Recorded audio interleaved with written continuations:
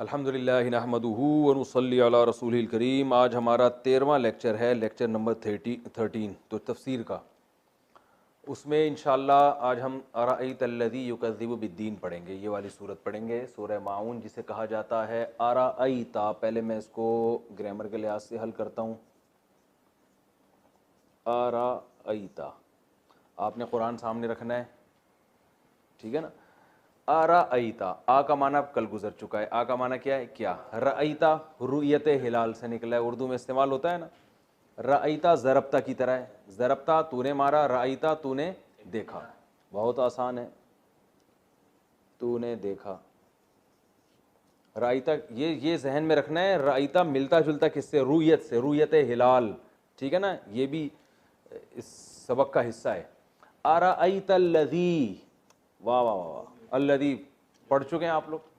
मैंने बताया ना, ऐसे ऐसे होते होते आपको ऐसा ज़बरदस्त हो जाएगा कि आपको वो सारे अल्फाज समझ में आना शुरू हो जाएंगे। अराअयतल्लज़ी, क्या आपने देखा, अल्लज़ी उस शख्स को जो के, उस शख्स को जो के, युकज़्ज़िबु,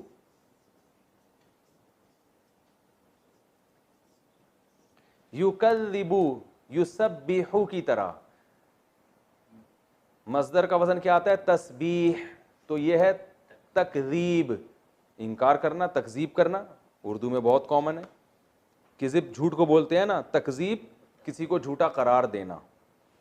तकज़ीब जैसे कुफ्र का माना काफिर होना, तकफीर काफिर करार देना। कहते हैं ये अकीदा है, ये तकफीर, किसी की तकफीर जायज़ नहीं है, कहते हैं ना। युकज़्ज़िबु युसब्बिहु की तरह मस्दर आएगा तकज़ीब, उर्दू में इस्तेमाल होता है कज़िब, झूठ को बोलते हैं। युकज़्ज़िबु यानी झुटलाना। युकज़्ज़िबु का मतलब क्या होगा? झुटलाना, और इसका तर्जमा होगा युकज़्ज़िबु, वो झुटलाता है।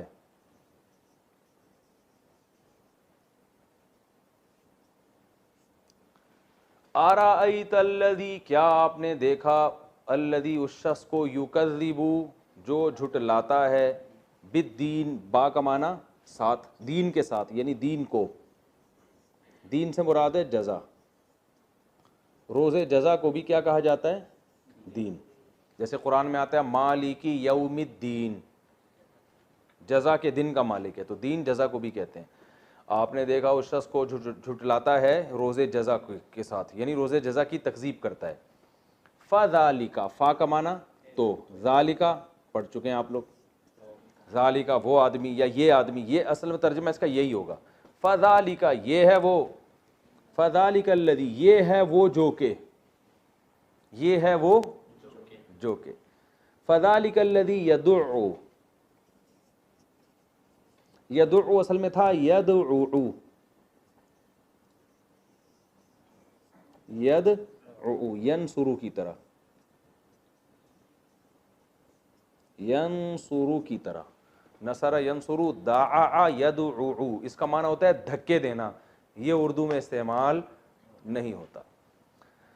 अच्छा जी, अब यदउउ था ना, दो हर्फ एक जैसे आ रहे हैं ना, तो मैंने बताया जब दो हर्फ एक जैसे आते हैं तो शक्ल चेंज हो जाती है। तो यदउउ को बना दिया यदुउ, धक्के देना, और इसका मतलब होगा वो धक्के देता है। यजरिबू की तरह, यनसुरु की तरह ना, वो धक्के देता है, देता है। यदुउल यतीम, यतीम को, यतीम का लफ्ज़ बहुत मुश्किल है ना, डिक्शनरी में देखना पड़ेगा यतीम किसे कहते हैं। उर्दू में इस्तेमाल होता है कि नहीं होता? यतीम, यतीम मैंने बताया था ना कितने अल्फाज उर्दू में इस्तेमाल होते हैं। फ़ज़ालिका तो ये है, अल्लज़ी वो शख्स है ये, यदुउ जो धक्के देता है ये, अल यतीम यतीम को। फ़ज़ालिकल्लज़ी यदुउल यतीम वला यहुज़्ज़ु, वाव का माना और, ला यहुज़्ज़ु, सॉरी ला यहुज़्ज़ु, ये असल में था यहज़ुज़ु, यनसुरु की तरह। बहुत इजी हो गया कि नहीं हो गया? यनसुरु की तरह, इसका माना होता है उभारना। क्या माना होता है? उभारना। ये भी उर्दू में इस्तेमाल नहीं होता। होता है लेकिन बहुत गाढ़ी उर्दू में, तहजीज़ लेकिन बहुत गाढ़ी उर्दू में, इतनी गाढ़ी कि बस बहुत ज़्यादा गाढ़ी हो गई कि मुझे खुद कंफ्यूज हो गया हूँ कि मैं होता भी है कि नहीं होता ठीक है ना, वो तहरीज इस्तेमाल होता है उर्दू, तहजीज़ नहीं होता, तो कुछ ज़्यादा ही गाढ़ी हो गई, तो ऐसी गाढ़ी कि वो पत्थर बन गई है, इस्तेमाल ही नहीं हो रही है।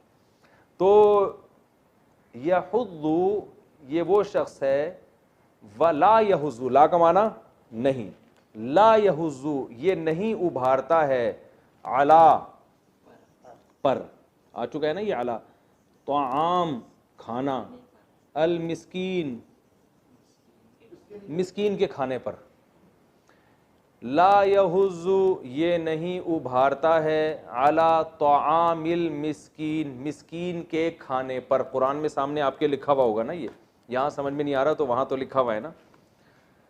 बार लोग कमेंट्स करते हैं समझ में नहीं आ रहा, भाई आपके सामने कुरान रखा होना चाहिए, ये हमारी क्लास का हिस्सा है, वहाँ समझ में, वहाँ तो ये लफ्ज़ लिखे हुए हैं आपके सामने, वला यहुद्दु अला तआमिल मिस्कीन मिस्कीन के खाने पर लोगों को नहीं उभारता, मुराद यही है लोगों को नहीं उभारता। वला यहुद्दु अला तआमिल मिस्कीन फवैलुल लिल मुसल्लिन, पहले तर्जमा हो जाएगा ना, फिर तफसीर में इंशाअल्लाह समझ में आएगा आपके। फा का माना पस या तो, वैलुन वैल कहते हैं तबाही को, वैलकुम अरबी में गाली है, तबाह हो जाओ तुम। वैल किसे कहते हैं? तबाही। बाज़ ने कहा जहन्नम में एक तबका भी है, लेकिन बहरहाल इसका जो लफ्ज़ी बतवा है वो क्या है? तबाही। फ़वैलुन लिल, लाम का माना क्या होता है? असल में था अल मुसल्लीन, पहले अल मुसल्लीन को हल करते हैं हम। मुसल्ली असल में था मुसल्लियू, मुसल्लियू किसकी तरह? मुसब्बिहुन, सही है ना, मुसब्बिहुन तस्बीह से निकला है ना, तो ये तस्लीयुन, तस्लीयुन को पढ़ा जाता है तस्लिया, ये बाद में बताऊंगा, ज़्यादा गाढ़ा हो जाएगा, आप सिर्फ इतना समझ लें मुसल्लियुन से क्या बन गया? मुसल्ली, जमा क्या आती है? मुसल्लीन, ठीक है ना, जैसे ज़ारिबुन से ज़ारिबूना, ज़ारिबीना, तो मुसल्लियुन से मुसल्लियूना, मुसल्लीयीना, तो मुसल्लीयीना को पढ़ा मुसल्लीना जाता है। मुसल्ली नमाज पढ़ने वाले को कहते हैं। मुसल्ली किसे कहते हैं? इसमें फ़ाइल है, मुसल्ली की जमा आती है, ये मैं लिख भी देता हूँ, मुसल्ली की जमा मुसब्बिहुन की तरह है,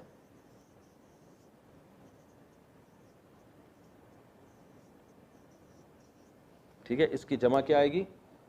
मुसल्लीन, नमाज पढ़ने वाले, अल मुसल्लीन नमाज पढ़ने वाले, तो लिल मुसल्लीन नमाज पढ़ने वालों के लिए, ली का माना लिए होता है ना, कल भी आया था ये लफ्ज़, ली इलाफी कुरैशिन, वजह से भी आता है इसका माना और लिए भी आता है, जैसे अल्हम्दुलिल्लाह, तारीफ़ें किसके लिए हैं?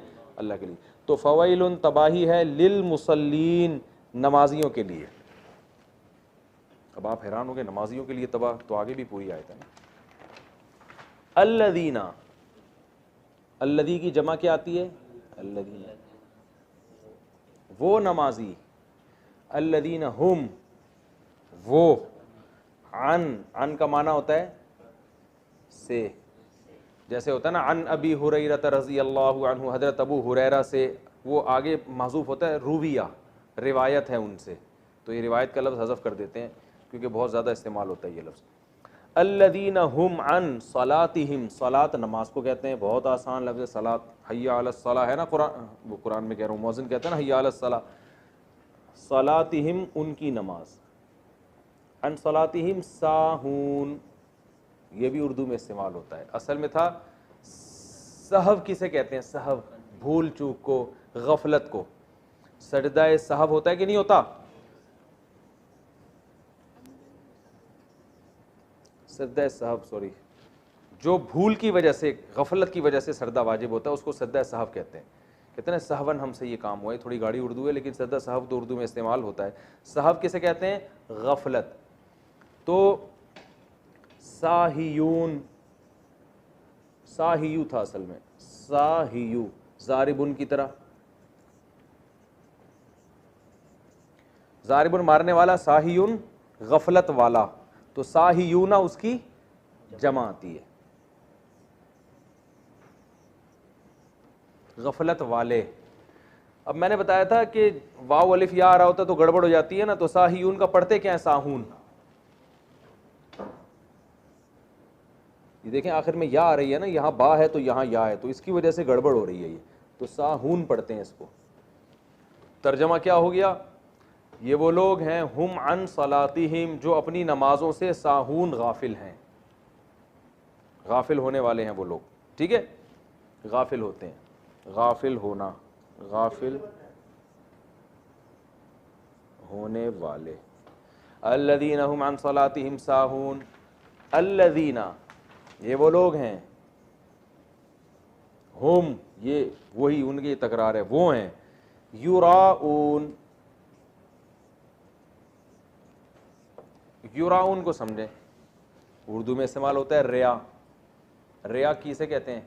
दिखलावा। भाई रियाकारी कर रहा है, और ये रिया भी लिख रहा है रूयत से। रूयत का माना देखना, रिया दिखाना, अपने अमल को लोगों को क्या करना? सिर्फ दिखावा, बड़ा है दिखावा।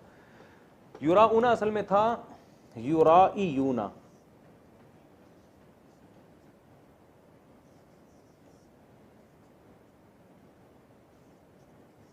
युराईयूना कैसे मिलता जुलता लफ्ज आपने बाब में पढ़ा होगा, युजारी बूना, दागदे है कि नहीं? युजारी बूना, पश्तो मेरी बड़ी जबरदस्त है यार, दागदे का नाम युजारी बूना। ये कौन सा बाब है? बाब मुजारबा है ना, मुकाबला, मुजारबा, मैंने बताया था ना, मुजादला, मुजाहदा, मुनाजरा, मुआनका, मुसाफहा, इसका माजी मुकालमा, इसका माजी आता है साफहा, जारबा, मुजारे आता है युजारिबू। अपनी डायरी उलट के देखें आप, पिछले रजिस्टर में आप लोगों ने लिखा होगा, जारबा माजी, मुजारे क्या आएगा? युजारिबू। ठीक है ना, मुजारे क्या आएगा? युजारिबू। मारता है या मारेगा वो? युजारिबूना। तो ऐसे युराईयू, आई बात समझ में? तो युराईयूना। और मैंने यहां ये भी बताया था कि मुजारबा का जो बाब है ना, उसको फ़िआल भी पढ़ते हैं, जैसे युजाहिदूना को जिहाद, सॉरी मुजाहदा को जिहाद भी कहते हैं, मुकातला को क़िताल भी कहते हैं। तो ऐसे ही मुराआयतुन को रिया भी कहते हैं, ताकत दिखाना, रिया कहते हैं ना, रिया। अभी समझ में नहीं आ रहा उस्ताद, नंबर मिलाओ, फ़ोन करो भाई, 15 पे फ़ोन करो भाई। दोबारा बता देता हूँ, अभी 1 मिनट थोड़ा ठहर जाओ, थोड़ा लोगों को पहली दफ़ा मोहलत देनी चाहिए। देखो मुकातला बाब है ना, माजी क्या आता है? कातला। मुजारे क्या आता है? युकातिलु, युकातिलु, युकातिलानी, युकातिलूना, है ना। अच्छा, इसी मुकातला को क़िताल भी पढ़ते हैं। मैंने बताया था ये जो बाब मुफ़ाला है ना, ये फ़िआल भी पढ़ सकते हैं इसको। तो अब समझें, युराईयू, मुराआया, इधर ले आते हैं, मुरा आयातुन, ये है असल में। अब इसको दोबारा लिख दूं मैं, पढ़ो सफ़ा। जैसे मुकातला था ना, मुकातला था, तो ऐसे ही था मुरा आयतुन। ये होता है, इसको क़िताल भी पढ़ सकते हैं, इसको मुरायतुन को रिआयुन, रिआयुन है असल में। लेकिन हमजा और या की वजह से गड़बड़ को पढ़ते क्या है? रियाउन, उल्टा कर देते हैं, रिआयुन को पढ़ते हैं रियाउन। मैंने कहा था ना, हमजा या अलिफ वाव आएंगे, सीए में गड़बड़ होगी, तो पढ़ा जाता है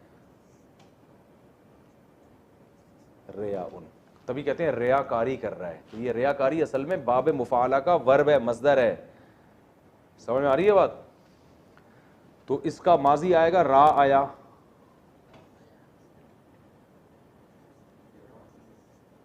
और मुजारे आएगा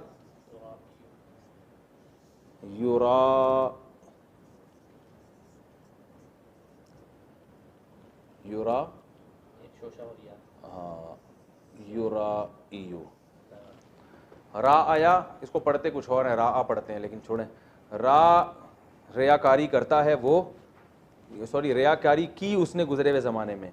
युराइयु रियाकारी करता है या करेगा, तो युराइयु का तस्निया का सीगा आएगा युराइयानी, और जमा आएगा युराइयूना, वो सब मर्द रियाकारी करते हैं। तुराइयु, तुराइयानी, तुराइयूना, वही यजरिबु वाली गर्दान चला दें यहाँ पे, तो युराइयूना।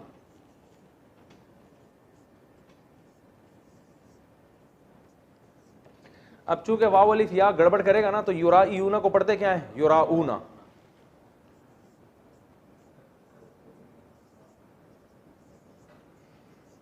समझ में आ गया, ठीक है, नहीं आ गया तो युराउना का मतलब तो वैसे पता है ना, बस रियाकारी, ये रट्टा लगा के याद कर लें।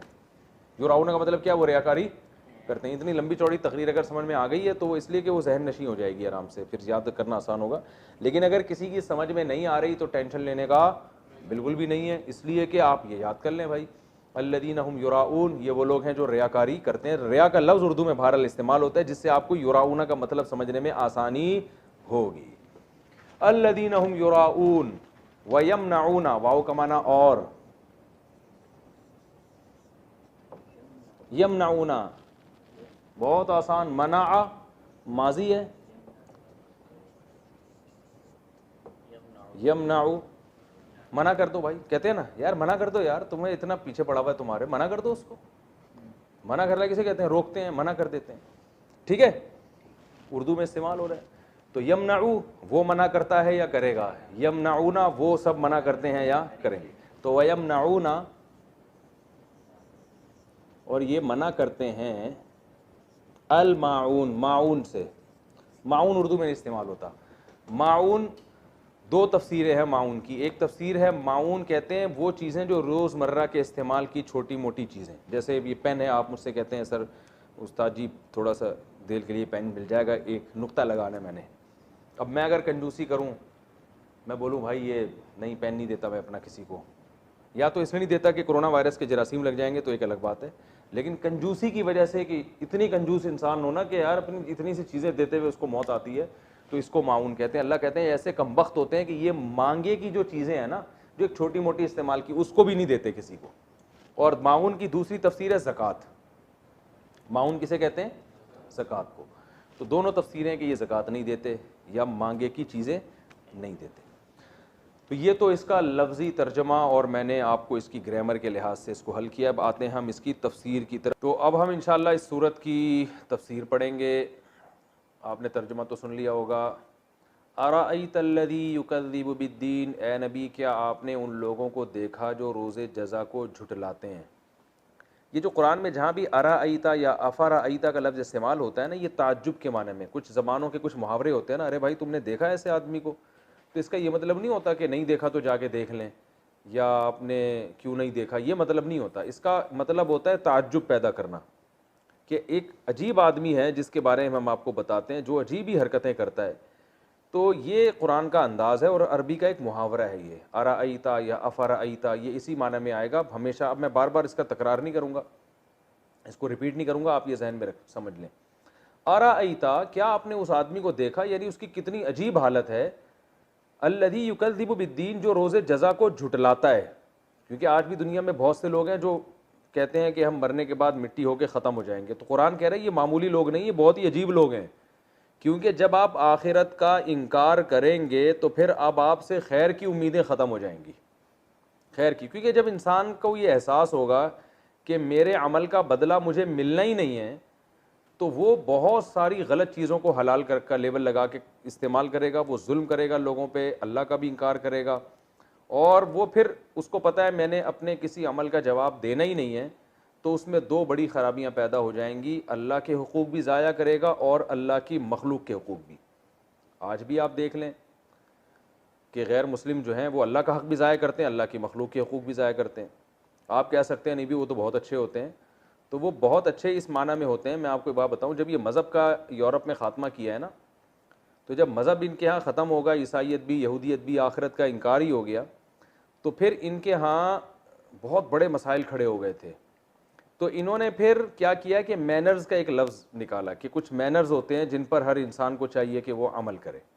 ताकि इनके कारोबार सही चलते रहें, इनकी फैक्ट्रियाँ चलती रहें, क्योंकि मुलाजमीन जब ईमानदारी से मेहनत नहीं करेंगे तो फैक्ट्री तबाह हो जाएगी, मुल्क तबाह हो जाएगा। तो इनके बड़े बड़े माहिरीन बैठ के उन्होंने कहा कुछ इंसानियत भी कोई चीज़ होती है। आखिरत तो चली गई, ख़त्म हो गई ना, अब वो इंसानियत इंसानियत करके कुछ मैनर सिखा दिए। उस मैनर सिखाने का मकसद क्या था? बड़ी ताकतों के लिए छोटों को ग़ुलाम बनाना आसान हो जाए। तो बड़ी ताकतों ने तो जुल्म उसी तरह बाकी रखा। ये बिल्कुल ऐसा ही है जैसे आप डाकू हैं, लेकिन आपको डकैती में ज़ाहिर है अपने कुछ लोग भी अपने साथ रखने पड़ते हैं, 8, 10, 15, 20। उनको आपने किसी को वहाँ भेजा कि यार तू उसका पर्स छीन किया, किसी को वहाँ भेजा तो उसकी पिस्तौल जो है ना पिस्तौल छीन किया, उसको उसके प्लॉट पे कब्जा कर। अब आपने देखा कि यार ये जो मातहत लोग हैं जिनको मैंने अपने मुख्तलिफ़ कामों में इस्तेमाल कर रहा हूँ, इन्होंने मुझे को धोखा देना शुरू कर दिया है। और ये क्या करते हैं, जितना भत्ता वहाँ से, जैसे एक पुलिस ऑफिसर ने कहा यार वहाँ से इतना भत्ता लेकर आ, अब वो भत्ता ज़्यादा लेकर आया, ऑफिसर को थोड़ा दिखा रहा है, तो ऑफिसर को गुस्सा आएगा ना। तो अब उन्होंने क्या किया, अपने जो जालिम बड़े बड़े जालिम लोग थे ना, उन्होंने अपने मातहत लोगों को मैनर्स के नाम पे कुछ अखलाक व आदाब सिखाए, उसकी ट्रेनिंग दी कि ईमानदारी और ऑनेस्ट, वो हम भी इंग्लिश में याद करते थे, ऑनेस्टी इज़ द बेस्ट, क्या था वो, honesty is the best policy for human टोपिट्रामा, इस तरह के हमने भी कुछ रट्टे लगा के याद किए हुए। तो इस तरह की चीज़ें सिखाई ताकि जो मुलाजिम तबका है ना वो अपने आकाओं के साथ इंसाफ से काम ले। उनको मैनेज सिखा के कुछ उन्होंने कुछ बता दिया ताकि हमारी फैक्ट्रियाँ चलती रहें और हमारे मुल्क तरक्की करते रहें। लेकिन क्या हुआ, क्योंकि आखिरत का तो इनकार था ना, कुछ कानून बहुत सख्त कर दिया उन्होंने, लेकिन आखिरत के इनकार की वजह से नतीजा ये निकला कि सारा काम अब कानून से लिया जा रहा है, और जो बड़े लोग थे ना वो उनमें मैनर्स पैदा नहीं हुए। तो आप देख लें कि दुनिया की जो बड़ी बड़ी ताकतें हैं उन्होंने आज भी पूरी दुनिया में जुल्म का एक निज़ाम बर्पा किया हुआ है। छोटे मुल्कों के कोई हुकूक ही नहीं है, जब चाहते हैं जिस मुल्क पे कब्ज़ा कर लें, आपस में लड़ा के तो उनके वसाइल पे कब्ज़ा कर रहे हैं। तो आखिरत पर ईमान होता तो ये हरकतें ना होती। ना यतीमों के दुनिया में कोई पुरसान हाल है, ना कमज़ोरों का आज भी कोई पुरसान हाल नहीं है। तो कमज़ोर का ख्याल वही करेगा जो आखिरत पर ईमान रखेगा। कुछ मैनर्स तो पैदा हो जाते हैं, कुछ अखलाक पैदा हो जाते हैं, लेकिन जो हकीकत है, जो रूह है इंसानियत की खिदमत के जज्बे की, वो उस वक्त तक पैदा नहीं होती जब तक आखिरत पे ईमान ना हो। अभी कुछ दिन पहले मैंने एक अमेरिकन गोरा था, उसका, वो मुसलमान हुआ, उसका मैंने इंटरव्यू भी अपने चैनल पे अपलोड किया था। उससे हमने पूछा ना कि आपने इस्लाम कबूल क्यों किया, उसने कहा सिर्फ इस वजह से कि इस्लाम में आखिरत का तसव्वुर है और इंसान को इंसान बनाने के लिए रोज़े जज़ा का तसव्वुर ज़रूरी है, इसके बगैर इंसान हकीकी मानों में इंसान बन नहीं सकता। आप देख लें जितने तरक्की याफ्ता कंट्रीज़ हैं तो उनमें आप ज़रा उनको चेक करें, अगर कोई कहत आ जाए ना या कुछ माशी बदहाली आए, फिर देखें वो एक दूसरे को कैसा लूटते हैं। और लोड शेडिंग में कितनी चोरियाँ होती हैं, लाइट चली जाए तो आप देखें क्या लूट मार मिचती है। मैं मुल्क का नाम नहीं लूँगा, अभी एक कंट्री में मेरा जाना हुआ तो वो कोरोना वायरस की वजह से ये शॉर्ट हो गया था टिशू पेपर, तो इस पर इतनी लड़ाइयाँ हुई। उन्होंने कहा यार हम इस कौम को बड़ी तहजीब याफ्ता कौम समझते थे और ये जनाब जो है ना शॉपिंग मॉलों में घुस के जो है ना जिसके हाथ में 2 टिशू पेपर आ रहा है वो लेके जा रहे हैं। हमारे यहाँ कम से कम पढ़े लिखे लोग ये काम नहीं करते, लेकिन जब कोई मुसीबत आती है तो पता चल जाता है कि कौन कितने पानी में है। तो अल्लाह ने यही बात बताई नबी सल्लल्लाहु अलैहि वसल्लम के ज़रिए, पहले तो नबी को और नबी के ज़रिए हमको भी, और जो भी कुरान पढ़ता है तो ये आयत उससे खिताब करती है, अराईता ए मुखातब, क्या तूने देखा उस शख्स को जो रोज़े जज़ा को झुटलाता है। तो अल्लाह ने फरमाया जो रोज़े जज़ा को झुटलाएगा उसमें 2 बड़ी ख़राबियाँ होंगी, अल्लाह का हक़ भी अदा नहीं करेगा और मखलूक का हक़ भी। तो मखलूक में सबसे कमज़ोर तरीन मखलूक यतीम होता है, तो यतीम पर हर इंसान का दिल चाहता है एहसान करे। तो अल्लाह फरमाते हैं जो आखिरत के मुनकिर है ना, अगर उनको तसल्लुत हो तो हो जाए, या वो आखिरत का जो मुनकिर है उसकी हालत ये होती है कि यतीम जो सबसे कमज़ोर और काबिल तरस है उस पर एहसान करने के बजाय उसको उल्टा धक्के देते हैं। और आप देख लें आज जिसके पास दौलत आती है तो वो गरीब पर एहसान करने के बजाय और उसका खून न छोड़ना शुरू कर देते, अपनी दौलत से और नाजायज़ फ़ायदा। ये बड़ी बड़ी ताकतों को देख लेना, दुनिया के गरीब तरीन मुल्कों को इन्होंने ग़ुलाम बनाया हुआ है। मैं तंजानिया गया, मैं हालत देख के हैरान हो गया। एक तरफ तंजानिया से डायमंड निकल रहा है, दुनिया के कीमती तरीन पत्थर निकल रहे हैं, मगर दुनिया के गरीब तरीन मुल्कों में शुमार हो रहा है। अफ्रीका को देख लें, यही हाल है। वजह क्या है? बड़ी बड़ी ताकतें जो अपने आप को बड़ा फन्ने खान समझते हैं कि हम बड़े इंसानियत के खैर ख्वाह हैं, उन्होंने वहाँ आपस में उन लोगों को लड़वाया हुआ है ताकि इनके वसाइल पे हम कब्ज़ा करें। वहाँ अमन ही नहीं कायम होने देते, हुक्मरानों को पैसा खिला खिला के उनको बेवकूफ़ बनाते हैं। और अमन नहीं कायम होने देते, ताकि वहाँ की जो जितने वसाइल और ज़खायर हैं ना दौलत, तो वो हमारे कब्ज़े में आ जाएँ। तो अल्लाह ने यही फरमाया कि जो आखिरत के मुनकिर हैं, फ़ज़ालिकल्लज़ी यदउल यतीम, ये वो लोग हैं जो यतीम को धक्के देते हैं, यानी इंसानों पर भी जुल्म करते हैं। वला यहुद्दु अला तआमिल मिस्कीन, और गुरबा को खिलाना तो दूर की बात, किसी को खिलाने की तरगीब भी नहीं देते। इनको ख्याल ही नहीं है गरीबों का और मिस्कीनों का। ये हालत इंसान की हो जाती है। और आगे फरमाया ये तो अल्लाह के हुकूक हैं, जो अल्लाह के मखलूक के, और अल्लाह के हुकूक क्या हैं? तो फरमाया फ़वैलुल लिल मुसल्लीन अल्लज़ीना हुम अन सलातिहिम साहून, पस तबाही है उन नमाजियों के लिए जो अपनी नमाज़ों से गाफिल हैं। इससे मुराद वो काफिर हैं जो मुनाफिक हैं, जो ज़बान से तो इकरार करते हैं ईमान का मगर दिल में मोमिन नहीं है। तो वो चूँकि दिखाने के लिए नमाज़ पढ़ा करते थे, हकीकत में नमाज नहीं पढ़ते थे और छुट्टियाँ भी मारते थे बहुत। तो ऐसी यानी मुनाफिक का तज़किरा अल्लाह ने इसलिए किया कि एक खूब अच्छी तरह बात समझ लें कि कुरान का मिजाज ये है कि कुरान जब अच्छे लोगों का तज़किरा करता है ना, तो बहुत अच्छे लोगों का तज़किरा करता है, और जब बुरे लोगों का तज़किरा करता है तो मुआशरे के सबसे बुरे तरीन लोगों का तज़किरा करता है, ये बताने के लिए कि अल्लाह के यहाँ बुराई का मैयार ये है। अब बहुत से लोग दरमियान में होते हैं। मसलन आपको ये ख्याल हो सकता है कि हमने तो बहुत से काफिर देखे हैं जो आखिरत के मुनकिर नहीं है, मगर इतने बुरे भी नहीं है कि यतीमों को धक्का दें, बल्कि बास तो ट्रस्ट चला रहे हैं, यतीमों को खिला भी रहे हैं वो। तो कुरान ये बता रहा है कि असल हालत यही होती है आखिरत के इनकार में। किसी की ना हो तो एक अलग बात है, लेकिन इनकार का जो असल नतीजा निकलता है ना, इंसान दरिंदगी में यहां तक पहुंचता है। वो अलग बात है, किसी पे कुछ कम असरात होते हैं, किसी पे ज़्यादा असरात होते हैं, और लेकिन इंतहा यही है। मैंने ये खूब अच्छी तरह समझ लें कि कुरान जब अच्छों की सिफ़ात बयान करेगा तो बहुत अच्छी सिफ़ात बयान करेगा, जब बुरों की तो बहुत बुरी। उससे एक मयार आपके सामने आ जाता है। अब आप अपने आप को उस सांचे में ढाल के गौर कर सकते हैं कि मेरे अंदर अच्छों वाली सिफ़त ज़्यादा है या बुरों वाली सिफ़त ज़्यादा है। तो आपको अपनी पोजीशन आपके सामने वाज़े हो जाएगी कि आप मैं कितना अच्छा हूँ, कितना बुरा हूँ। जैसे ये तो कुरान ने बुरों की सिफ़ात बयान की कि यतीमों को धक्के देते हैं, लेकिन जब अच्छों की सिफ़ात बयान करता है ना, अच्छा आपको कुरान में जो बुरे लोगों की सिफ़ात है वो देख के आपको लगेगा भाई मेरी सिफ़ात मेरे अंदर तो नहीं है।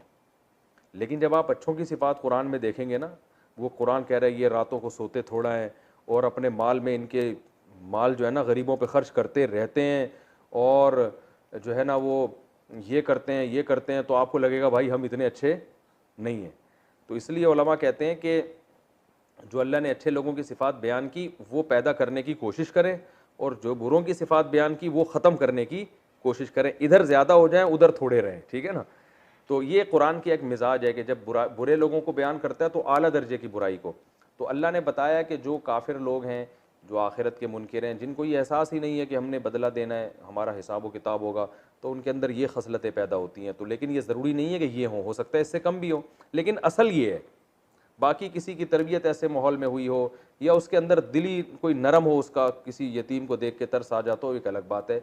लेकिन आखिरत का इनकार करने का बिल आखिर नतीजा ये निकलता है। तो और अब जब काफिर की बात आई है तो काफिरों की दो किस्में, एक वो होते हैं जो पक्के काफिर होते हैं, और एक वो होते हैं जो उनसे भी ज्यादा काफिर होते हैं कि ये जहां इनको मफाद नजर आता है ना, दीनी दुनिया का फायदा, जब इस्लाम में फ़ायदा नज़र आता है तो अपने आप को मुस्लिम शो करते हैं, और जब काफिर होने में फ़ायदा नज़र आता है तो अपने आप को क्या शो करते हैं, काफिर। तो ये आम काफिरों से भी बदतर काफिर हैं, इनको मुनाफिक कहा जाता है। एक आम काफिर को भाई फ़ायदा होगा, नुकसान होगा, वो अपने आप को गैर मुस्लिम ही कहेगा। लेकिन मुनाफिक क्या होता है कि जब इधर फ़ायदा ज़्यादा नज़र आ रहा है तो मुस्लिम शो करेगा अपने आप को, उधर फ़ायदा नज़र आ रहा है तो अपने आप को गैर मुस्लिम। तो ये काफिर की भी सुपरलेटिव डिग्री है। तो अल्लाह ने इस सूरत में जो सबसे बदतरीन लोग हैं ना उनका जिक्र किया, लिहाजा आम काफिर के बजाय किसका जिक्र किया, मुनाफिक का, कि ये आखिरत का जो इनकार करने वाले लोग हैं वो बसा औकात इस कंडीशन में भी आ जाते हैं कि होते तो वो काफिर हैं, लेकिन उनको अपनी जबान का भी ख्याल नहीं होता। जहां उनको अगर फायदा नजर आया ना तो वो झूठ बोलने से भी दरेग नहीं करते, यानी वो झूठ भी भर के बोलते हैं और अपना मजहब ही तब्दील कर लेते हैं वो। और ऐसे लोग भी मिलेंगे। देखें काफिरों में भी दो तरह के होते हैं ना, एक होते हैं जिनमें कुछ गैरत होती है, कहते हैं भाई हम हैं तो हैं, काफिर हैं तो हैं। लेकिन कुछ ऐसे होते हैं जो कुछ पता ही नहीं इनका मजहब क्या है, इधर इधर गए उनके मुंह पे उनकी सी बात, इधर गए उनके मुंह पे उनकी सी बात। तो अल्लाह ने यहाँ पक्के काफिर का तस्करा किया कि जो आखिरत का इनकार करता है वो इतना बुरा हो जाता है कि मुनाफिक बन जाता है। फिर मुसलमानों को दिखाने के लिए नमाज भी पढ़ता है। तो अल्लाह फरमाते हैं तबाही है ऐसे नमाजियों के लिए जो अपनी नमाज़ों से गाफिल हैं। इससे मुराद आम मुसलमान नहीं है जो सुस्ती की वजह से नमाज को आगे पीछे कर दें, वो भी बुरी हरकत है, लेकिन वो इस आयत में दाखिल नहीं है। इसमें काफिर लोग हैं जो आखिरत का सिरे से इनकार कर देते हैं और अपने मफाद के लिए नमाज शुरू कर देते हैं। ऐसे लोग पहले भी थे, आज भी होते हैं कि जब उनको नज़र आता है कि नमाज़ पढ़ने में हम मुस्लिम शो होंगे और हमें कुछ फ़ायदा मिलेगा तो नमाज, और वरना वो नमाज से क्या होते हैं, गाफिल होते हैं। अल्लज़ीना हुम युराऊन, ये वो लोग हैं जो रिया करते हैं, सिर्फ पब्लिक को दिखाने के लिए नमाज कर पढ़ते हैं। नमाज असल में इसलिए तज़किरा किया कि नमाज इस्लाम का एक सबसे बड़ा साइन है। गैर मुस्लिम बहुत सी चीज़ें मुसलमानों वाली करते हैं मगर नमाज नहीं पढ़ते, तो अल्लाह ने नमाज को इसलिए हाईलाइट किया है कि ये अपने आप को मुस्लिम शो करने के लिए क्या पढ़ना शुरू कर देते हैं, नमाज। तो अल्लाह फरमाते हैं ऐसे नमाजियों के लिए भी क्या है, तबाही है, जो रिया कर रहे हैं, दिखाने के लिए पढ़ रहे हैं और नमाजों से क्या है, गाफिल। जो असल नमाज है उससे क्या है, गाफिल है। तो ये पूरा जो है ना आयत का आप समझें कि किस तरह ये आयतें आपस में जुड़ी हुई हैं आपस में, ठीक है ना, इनमें रब्त कैसे है। तो मैं दोबारा इस रब्त को वाज़े कर देता हूँ। इस सूरत में अल्लाह ताला ने आखिरत के इनकार की बुराई को बयान किया है और आखिरत के पर ईमान की अहमियत को बयान किया है कि अगर आप चाहते हैं कि इंसान मुआशरे में कारामद शख्स बने, वो अल्लाह का भी ख्याल करे और अल्लाह की मखलूक का भी, तो कारामद शख्स बनने के लिए उसमें आखिरत में जवाबदही का एहसास होना ज़रूरी है, क्योंकि दुनिया में इंसान को उसके अमल का बदला नहीं मिलता। हम तो देखते हैं कि जिसकी लाठी उसकी भैंस, दुनिया में जालिम लोग तरक्की कर लेते हैं और ईमानदार पीछे रह जाते हैं। तो इंसान को अच्छा इंसान बनाने के लिए ये ज़रूरी है कि मरने के बाद की ज़िंदगी पर उसको यकीन हो। तो लिहाजा अल्लाह कह रहे हैं कि हम तुम्हें बताते हैं, भला ऐसे शख्स को देखा जो आखिरत का इनकार करता है? नहीं देखा तो जाओ देखो, तुम्हें पता चलेगा उसके अंदर कितनी बड़ी बड़ी बुराइयां हैं। हमारे एक दोस्त हैं, फॉरेन कंट्रीज़ में बहुत रहे हैं, वो कहते हैं कि हमारे यहाँ जो पाकिस्तानी और इंडियन नए नए जाते हैं ना गोरों के कंट्रीज़ में, तो बड़ा मुतासिर होते हैं, यार ये तो बड़े अच्छे लोग हैं। वो कहते हैं मैं भी बड़ा मुतासिर होता था। किसी कौम के बारे में पूरा पता जब चलता है जब आप 8-10 साल उसके कल्चर में रहें, फिर पता चलता है कि अच्छे हैं कि बुरे हैं। तो जब तक आप इसी कौम में बहुत अच्छी तरह नहीं रहते ना, आपको नहीं पता चलता। अरबों के बारे में एक बड़ा बुरा इमेज है दुनिया में, अरब अय्याश होते हैं, अरब ऐसे होते हैं, अरब ये होते हैं। आप ज़रा अरबों में जाके रहें ना 10-15 साल और उनके आम लोगों में जाके रहें, तो आपको पता चलेगा आज भी मिन हैथुल कौम अरब से अच्छी कौम दुनिया में नहीं है। जो बाकायदा उनके दरमियान घुल मिल के रहे हैं ना, उनके ऐसे कल्चर में रहे जो वाकई अरबों का असल कल्चर है, तो आपको पता चलेगा आज भी उनकी औरतों में जितने पर्दा, जितनी हया, उनकी नमाजें, उनकी सखावत, आज भी दुनिया में इसका कोई। हमारे जानने वाले सऊदी अरब में बहुत अरसा रहे, कहते हैं सऊदी अरब में कोई यतीम हो जाए ना तो उसकी लॉटरी खुल गई। सही है ना, इतना अरब उस पर खर्च करते हैं और इतना उसको खिलाते पिलाते हैं, उसको बिगाड़ देते हैं दे दे के। हमारे यहाँ यतीम हो जाए बेचारे की जायदादें हड़प कर जाते हैं। तो किसी कौम के बारे में राय कायम करने से पहले ज़रूरी है कि आप उसके आम पब्लिक में घुल मिल के रहें और काफ़ी तवील अरसा रहें, फिर आपको उसकी खामियों और खूबियों का पता चलता है। ये कौन सी इंसानियत है भाई कि अपने बूढ़े बाप और अपने बूढ़े माँ को ओल्ड होम में जमा करा दें। अब हमारे एयरपोर्ट पे लोग आते हैं तो हमारे एयरपोर्ट पे मुमकिन है कुछ लोग बदअखलाकी करते हों, उनकी बदअखलाकी देख के फ़ौरन इमेज बनता है यार ये बड़े बदअखलाक लोग हैं, तो शुरू में ऐसा इमेज बनता है। लेकिन आप जब घरों में जाके देखोगे ना तो आपको पता चलेगा यार ये मुसलमान 20 साल से अपनी बीवी को खिला रहा है, अपने बच्चों को 20 साल से खिला रहा है, कहाँ कहाँ से खून पसीने की कमाई ला के अपने बूढ़े बाप का इलाज पे भी खर्च कर रहा है, अपनी बूढ़ी माँ पे भी खर्च कर रहा है, और फिर मदरसों में भी फंड दे रहा है, मस्जिदों में भी दे रहा है, कुर्बानी में भी जानवर ला के काटता है और आधा गोश्त वैसे ही बांट देता है। ठीक है ना, इतने महंगे महंगे जानवर ला के खरीदता है, काटता है और आधे आधा चाँपे वापे तो वैसे ही कसाई ले जाते हैं फिर बताए बगैर। ठीक है ना, इतना खिलाता है। और दावतें देखो, बहनों पे भी खर्च, जो बाहर जाते हैं अपनी बहनों को गिफ्ट भेज रहे हैं। सही है ना। हमारे एक दोस्त थे, उनके बिजनेस में एकदम उनको अचानक बड़ा नफा हो गया, सब बहनों को उन्होंने सोने का जेवर बना के दिया, एक लॉटरी लग गई थी उनकी एक किस्म की।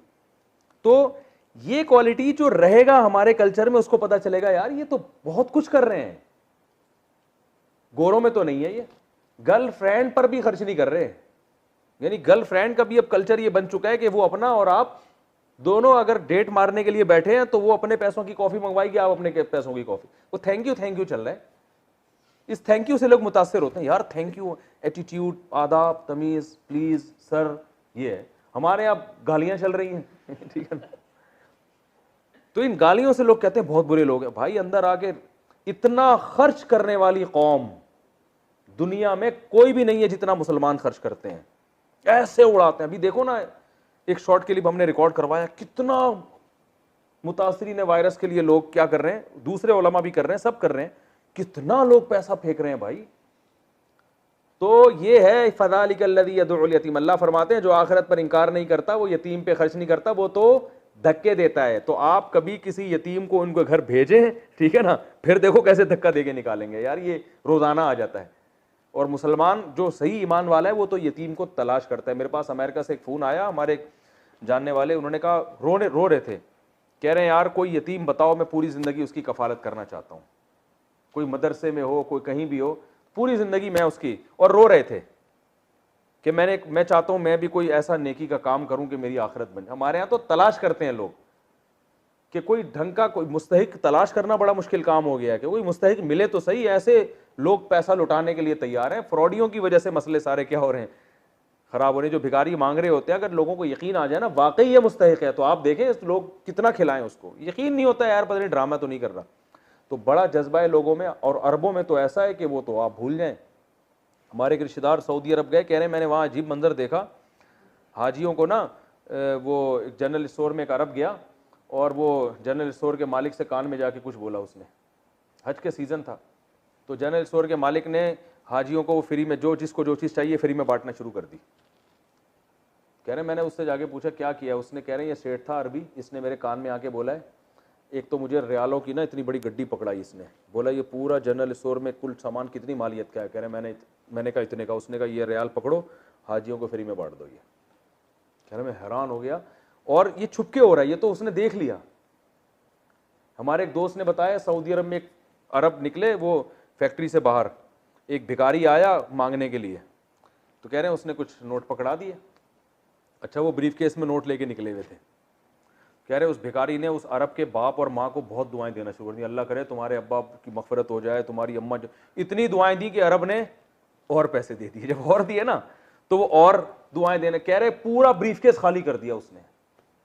और वो अरबी रो भी रहा था कि यार मेरे माँ बाप को ऐसे दुआएं दे रहे।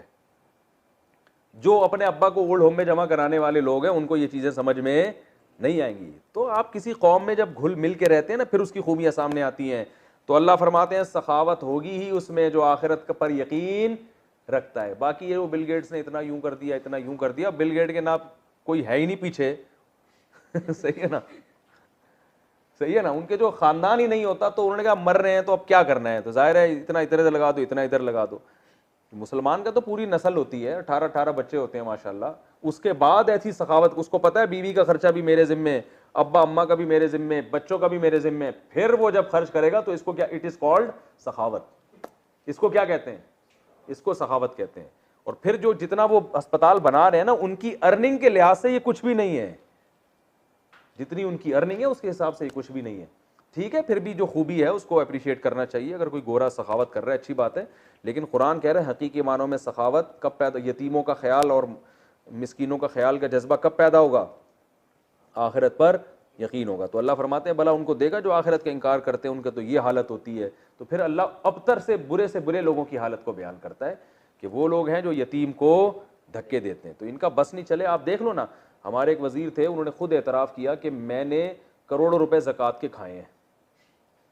मैं नाम नहीं बताऊंगा मोहतरम का, करोड़ों रुपए। एक आलिम ने मुझे बताया, इसने मेरे सामने एतराफ़ किया, यार आप खुद करोड़पति अरबपति हो और आप बैंक से जो ज़कातें कटती हैं उनमें से करप्शन करके करोड़ों रुपए खा गए आप।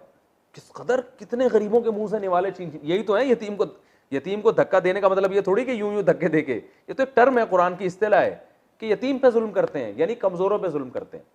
तो इसलिए आखिरत पर ईमान बहुत ज़रूरी है। और अल्लाह फरमाते हैं कि नमाज का ये हशर कि जो अल्लाह का हक़ था उसमें सबसे पहली चीज़ नमाज है ना, तो उसमें भी मुखलिस नहीं है, बल्कि वो भी अपने मतलब के लिए, दिखलावे के लिए, जो जैसे कि मुनाफिकीन करते हैं। फ़वैलुल लिल मुसल्लीन अल्लज़ीना हुम अस्सलातिहिम साहून अल्लज़ीना हुम युराऊन वयमनऊन अल माऊन। फरमाया कंजूसी इनकी तबीयत में इतनी है कि जो आम इस्तेमाल की चीज़ें होती हैं ना, वो भी इनकी, चाय भी गर्लफ्रेंड को अपने खर्चे से पिलाने के लिए तैयार नहीं है ठीक है ना, गर्लफ्रेंड को पिलाना शुरू कर दें आप, यहाँ तक कंजूसी, और ये हम देख रहे हैं आज जो दुनिया परस्त लोग हैं उनमें ये कंजूसी पैदा हो रही है, अपना अपना अपना अपना बस। और आगे तो मजीद तबाही होने वाली है। अभी तो मज़हब के, ईसाइयत में भी तो मज़हब के असरात बाकी हैं ना, तो इसलिए चल रहा है मामला। वो आखिरत पर यकीन है उनका, तो कुछ असरात बाकी हैं। आगे जो एथियज़म जो फैल रहा है ना बहुत तेज़ी से, आखिरत का इनकार, उसमें तो फिर बहुत ही बेड़ा गर्क हो जाएगा। कोई भी चवन्नी देने के लिए भी किसी को तैयार नहीं होगा, क्योंकि उसको पता है जब कुछ मिलने वाला ही नहीं है तो मैं क्यों दूं। तो हर आदमी कहेगा मेरा माल मेरा पैसा।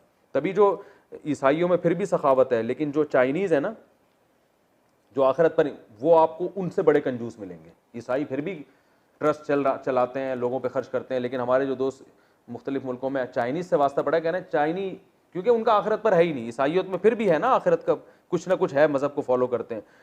तो जो बिल्कुल फॉलो नहीं करते ना उनमें वो भी नहीं है, तो वो तो हर वक्त पैसा पैसा बस खुदा है। तो अल्लाह फरमाता है वयमनाउनल माउन, ज़कात नहीं देते, या ये कि जो छोटी मोटी चीज़ें हैं वो भी देते हुए इनकी जान निकलती है। तो ये अराइतल्लज़ी का खुलासा है, और इसका हासिल ये है कि आखिरत पर ईमान होगा तो अल्लाह के हुकूक भी अदा होंगे और अल्लाह की मखलूक के हुकूक भी। वमा अलैना इल्लल बलाग।